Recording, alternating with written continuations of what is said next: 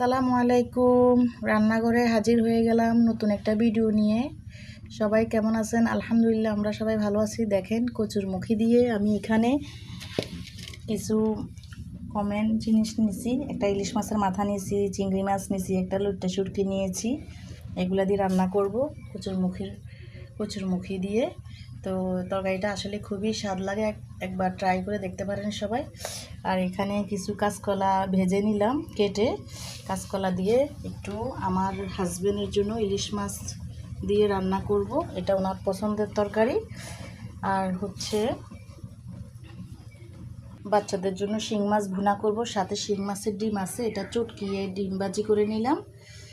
অসাধারণ একটা শিং মাছের ডিম দিয়ে শিং মাছ দিয়ে ভুনা, খুব ফাইন। সবাই এটা করে দেখতে পারেন। সবাই ভালো থাকবেন, লাইক কমেন্ট শেয়ার করবেন আপনাদের বোনের ছোট্ট চ্যানেলটাকে। সবাই ভালো থাকবেন, আল্লাহ হাফেজ। প্লিজ ভালোবেসে আমাকে একটা লাইক দিয়ে যাবেন, ভিডিও টেনে চলে যাবেন না। সবাই ভালো থাকবেন।